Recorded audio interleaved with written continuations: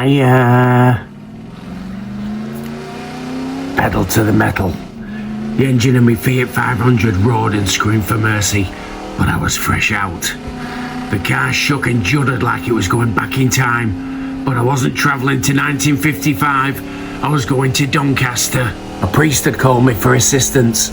A woman had been possessed, and only I could save her soul. I punched the coordinates into the new onboard computer I'd installed. Computerized, universal, navigation, traversal system. With the gift of hindsight, the acronym was problematic. I should have just stuck with the old one. Traversal Integrated Terrain System. Me trusty exorcism kit tumbled in boot. I packed everything I needed.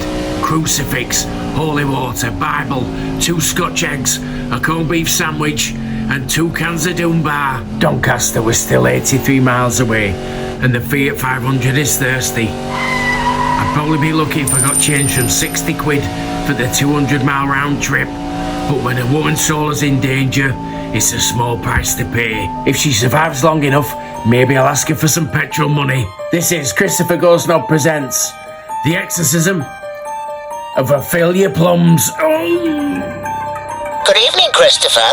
Your destination is Doncaster. Might I suggest turning around and literally going anywhere else? Shut up. A woman's possessed. A soul's in danger. Doncaster is in danger. Statistically speaking, possession is less terrifying than Doncaster nightlife. Why did they install you? Because you're lonely? Also, you thought the acronym was funny. In hindsight, it wasn't. I ignored the computer and focused on the road. The speedometer shook violently. Either the car was dying or it's breaking the space-time continuum. Current fuel efficiency, abysmal. Estimated petrol cost for this trip, £62.30. Recommendation, invoice the priest immediately. She might not survive the night. Then she certainly won't be chipping in for petrol, will she? I gritted my teeth. Even the bloody sat-nav was against me. Approaching Doncaster. Please brace for disappointment. I said shut it. Adjusting volume to passive-aggressive silence. The Fiat 500 rattled as I passed the services. Tempted to stop, tempted by a sausage roll, but I pressed on. You can't fight demons on a Greg's steak bake. Not again. I arrived shortly before 3 a.m. The priest met me at the door, visibly shaken. Oh, Ghostknob, thank goodness you've arrived. Let me introduce myself. I'm Father Hunt, but me friends call me... Hang on, let me guess. Your friends call you Mike every single week. No, smart ass. He said. Me name's Phil. So your name's Phil Hunt, not Mike then? No, but funny I should mention that. Me middle name is Mike. He leaned in. Be careful.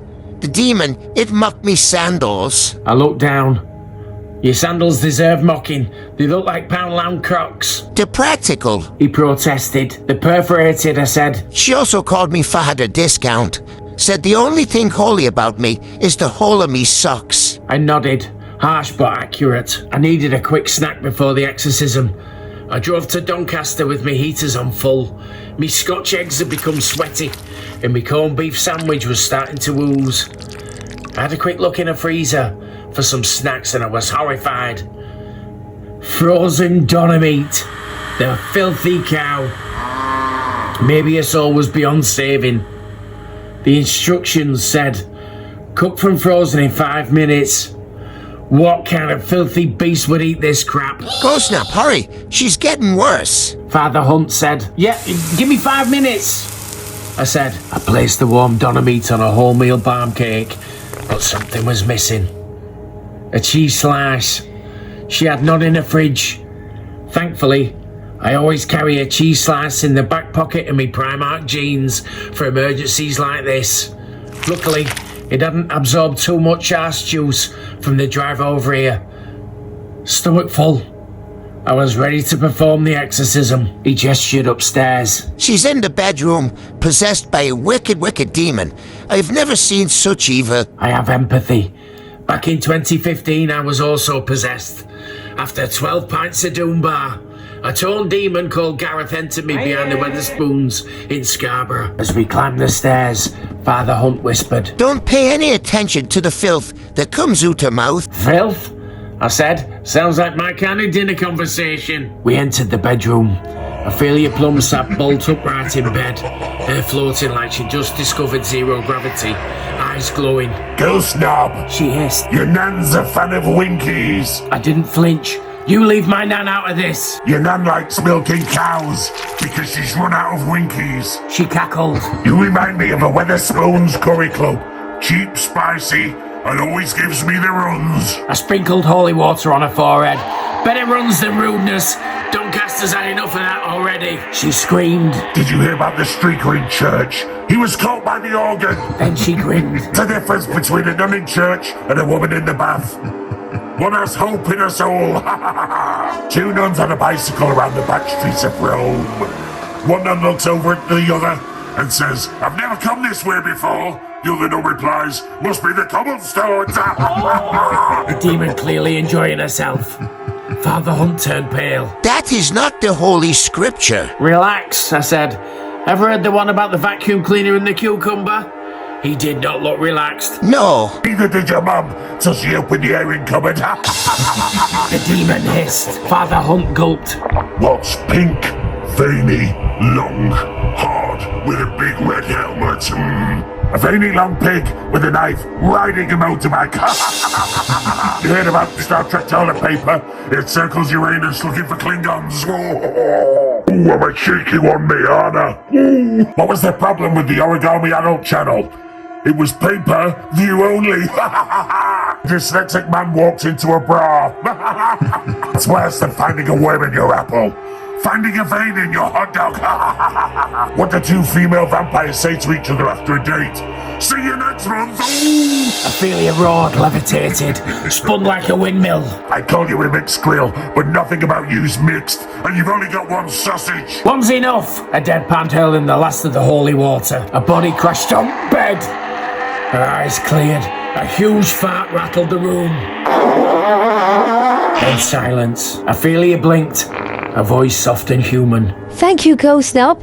Is there any way I can ever repay you? I slung the kit over my shoulder. Yeah, 60 quid petrol money. Father Hunt shook his head. You know what? You can be really insensitive, you know that. I prefer effective, I said, climbing into me Fiat 500. Ophelia Plums recovered fully, though she's banned from the Doncaster Gregs for speaking in tongues. Father Phil Hunt returned to his parish, stronger and holier. And me? I drove home, headlights cutting through the drizzle, running on fumes and regret. Doncaster may not be hell itself, but at 3 a.m, with an empty tank, it comes close. Just put some bloody petrol in it. The roundabouts, the bargains, the ghostly echoes of streetlights. I'll be back. Because where there's darkness, there's usually a carvery nearby. The A1 stretched ahead like a ghostly conveyor belt. Services promised coffee and delivered regret. Streetlights flickered, and I wondered if this is what purgatory looks like. Doncaster at dawn. I thought of Father Hunt, polishing his chalice with a tea towel. Ophelia, explaining her fart to the neighbours. And me, once again, alone with the road. Me Scotch eggs and the faint smell of brimstone in the upholstery. Sometimes I wonder if I'm really driving away, or if I'm just circling one big haunted roundabout. A roundabout called Britain. Good night.